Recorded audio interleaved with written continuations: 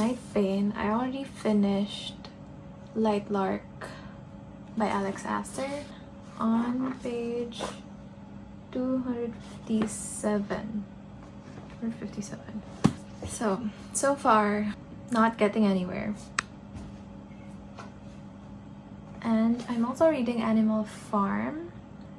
I haven't started the other books that I wanted to read this May, but I think I can finish this if I read it now, I might be able to finish this in 3 days.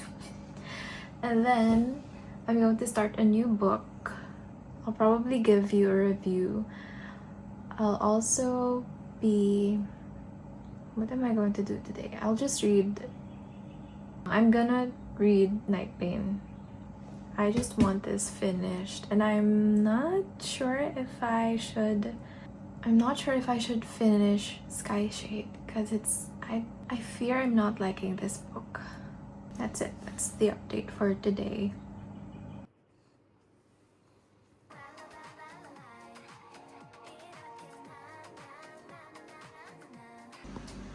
Hi, so I've just finished this book, Nightbane. I'm still debating whether I liked that book. Didn't like the most of it, but the ending, it's okay. So on my May TBR, I have this and this, Anyone But Him and Emma. I'm not sure if I'm in the mood for either of them, and I'm trying to pick which one of these on the top shelf I'm going to read next, together with Animal Farm by George Orwell. I don't want to read this. It might be too much for me. 1984. I'll probably read that this June. I am thinking of reading this one next. I'm not sure.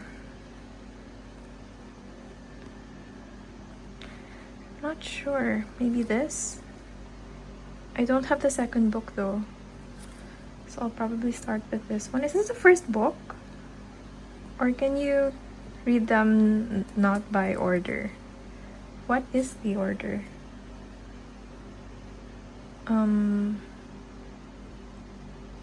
Okay. Probably this, right? I'll decide later.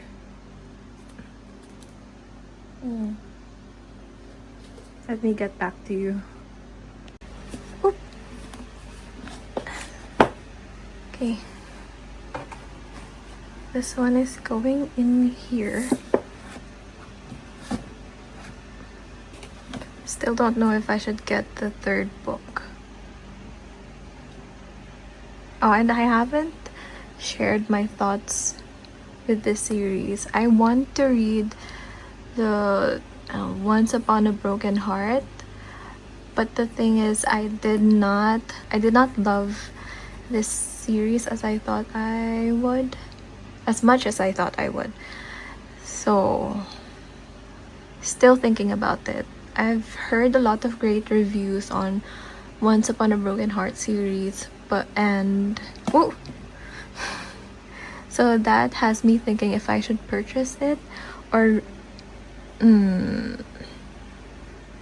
maybe I should just read it as an ebook. I'm still thinking if I should read the third book of Lightlark on ebook. Anyway, that's it. No.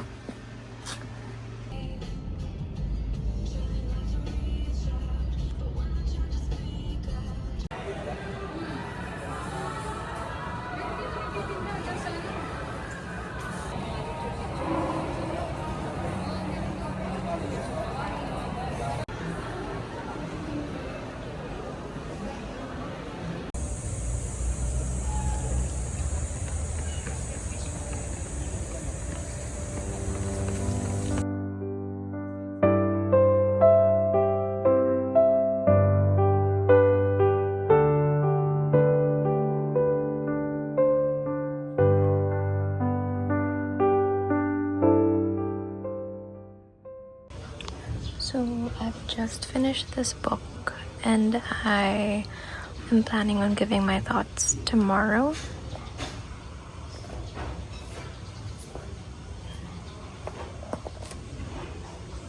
And next one that I'm going to read is this book, Emma.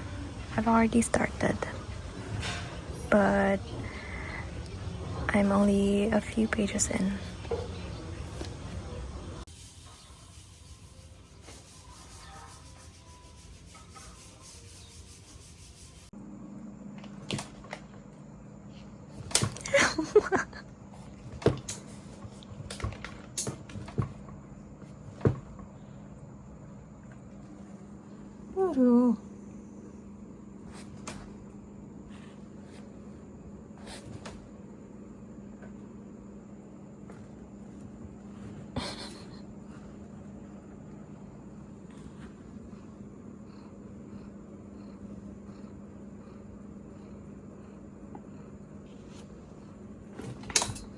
Oh my god.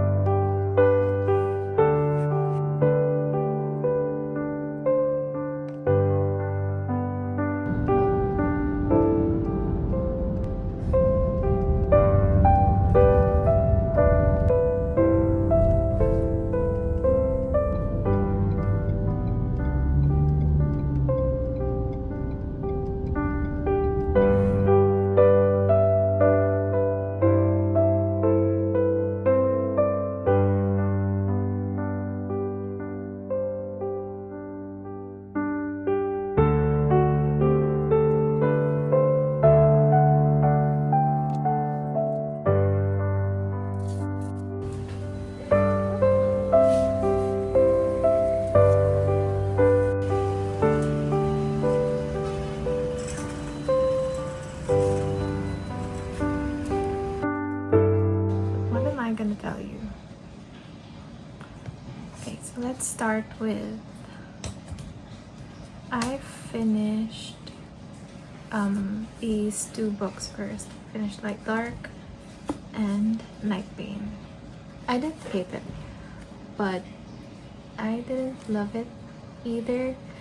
This one I've already given a short form review in my TikTok and shorts. I still think the same of it. I think it has a very slow start and middle, but it ends strong for a young adult novel. The spicy scenes in here are kind of maybe I'm just not used to it. It's too much spice for me. I don't remember if Cruel Prince was it. It's not that there isn't much spice in the Cruel Prince, which is, I guess, the right amount for me. But this and this, I guess I could just, you can live without the spice. I live for yearning, the slow burn, that kind of stuff. When I read the synopsis of this, I thought it was going to be like kind of Caraval, which there's a game you play within an island. This one is kind of them trying to fulfill the prophecy. It's a nice plot. It's very, don't expect too much. It's a light fantasy. From book 1 to book 2, I just can't tolerate the main character, who's named Isla. Fitting, right? Fitting, because they're supposed to live in an island, all of them. And her name is Isla. It just occurred to me that I'm not that young anymore, and I don't like these type of books anymore. Maybe I just don't like this specific series. There are times that I just want to see what happens next. What? What am I saying? I'm just not sure. I have the same feeling about this. The same feeling as I had with Carabao. It's not that I don't hate them, but I wouldn't read it again either. But then as I read this, everything is just so frustrating. And like the love triangle, why do we need the love triangle? It's trying so hard to be Bella and Edward and Jacob. I don't want to spoil too much, but why would you? It's so painfully obvious that the author is shipping Isla with her past, even though the main character loves someone else. And in the end, it's so Twilight New Moon. The reason why I said that I get why this is so popular is because it's like these books are formulated to be movies. I don't even get why the second love interest is present in these books. I don't get why. It's like it's trying too hard to have a love triangle. It's trying too hard to make the readers confused about who to ship Ida with. And it's not working for me. It's not working. It just makes me irritated in the least. Plus, I think in Lightlark especially, it's so repetitive to the point that I think that they're becoming kind of fillers to make the book longer. It's the same thing all over. I just read this book. I finished it finally. For a short book, it took me so much time. Only because I had a lot of stuff going on. I have been busy. This is embarrassing for me to admit, but I know very little about the Soviet Union, which this is about. So I'm glad though that I got the paper mill press edition of this book, because they have the notes here. They have notes, stuff like this, have annotations within the book, within the story, and you can read the notes here. This story alludes to the events of the Soviet Union. I had to watch a couple of videos. It makes use of a different setting, an animal farm with the main characters being animals, and there are humans too. But at first, what I thought this was about is how the animals would rebel, only for me to find out that that is just the start of this story. It's just, I think, a few pages in, and they've already expelled the human from the farm. This book is more of how they try to rebuild society and the farm, their small society, community, what plans they have in order to develop the farm. We find out that each of the animals represent a certain person in history. For example, the first character mentioned here is the old major, a pig who died of old age around early in March, I think. He represents the philosopher Karl Marx. This particular character is who is kind of the cause of the rebellion. Not the cause, but he started the awakening of the rebellion. The old major shares his wisdom based upon a dream that he had regarding the humans and their cruelty towards the animals, and how they're taking advantage of their labor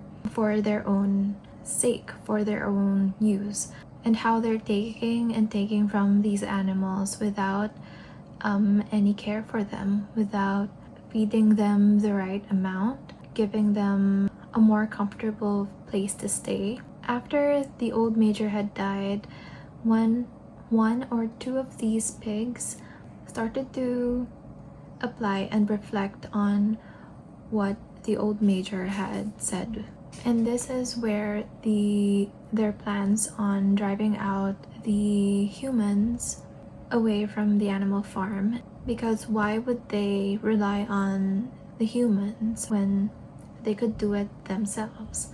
After they drove out the humans, they make these commandments, so just anyone who is on 4 legs or has wings are their comrades. After that, they start to learn how to read and write, although the pigs especially, are better at reading and writing than the others. The donkey, Benjamin, I think, he only understands a few words, if I'm not mistaken.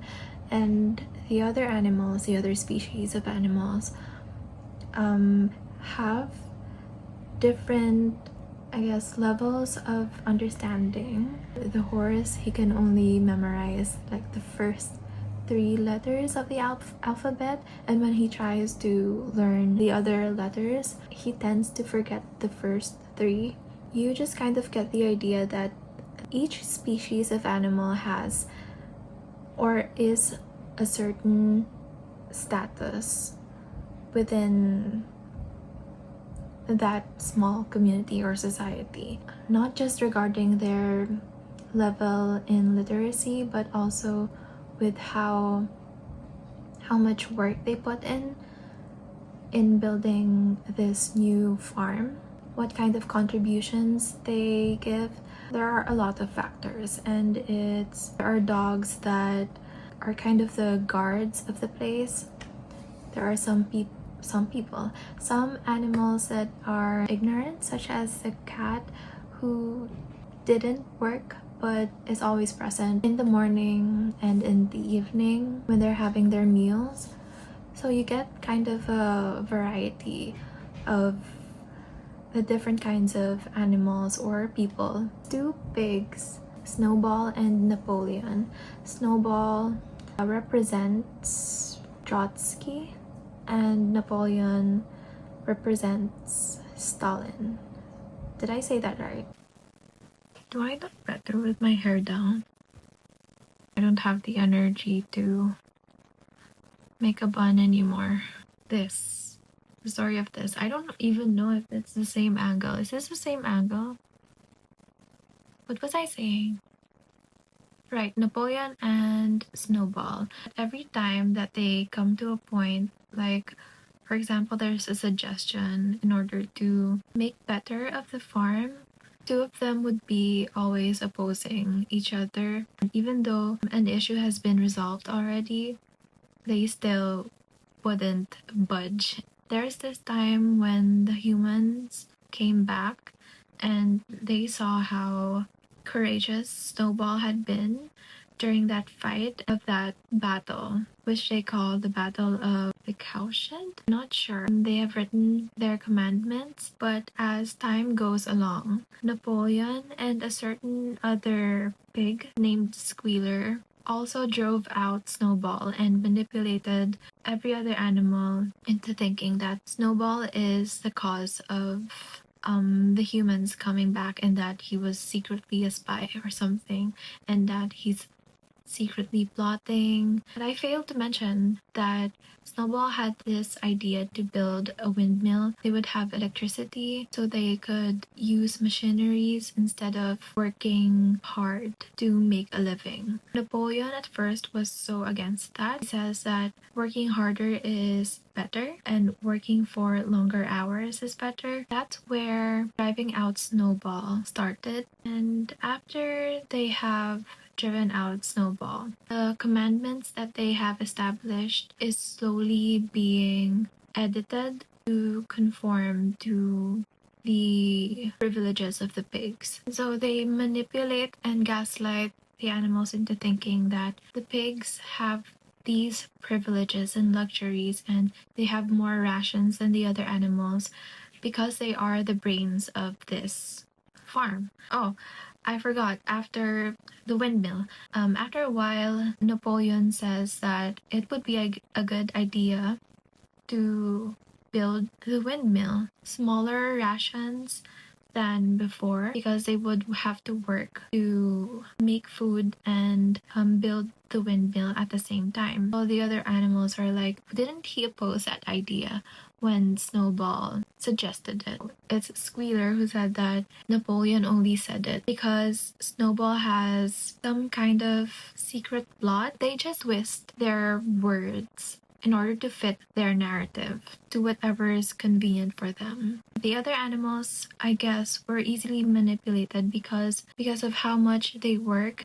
They don't think that they remember the right things, and so they believe what the pigs are saying. We trust them because all animals are equal, and they should trust one another. Even though their situation is slowly becoming worse, if not worse than when they were under the humans' care. I don't know if you should call it that, or facility. They think that this is better because they're more free now that they're not in the hands of the humans. It's like they're trying to make themselves feel better. It leaves a front that they're working for themselves. Am I making sense? As you get towards the end, you kind of feel the emotions the animals have. The same cruelty that they experience with the humans are being done to them by these pigs, their leaders, comrades that they have given that kind of position to. Even though I've already finished reading this book, I cannot forget about the impact that it gave me and how poignant this book is to me. Although this is obviously based on a certain event in history, it's surreal how much it parallels different events as well in our own history. It makes you realize how not history is being repeated, but the same kind of mistakes are. And it's heartbreaking to realize this. Anyway, I think that this is a very significant book, and I get why this is banned. This should be a required reading in schools. That's what I think. My voice is getting quieter. I'm getting tired. Well, now I'm reading Emma.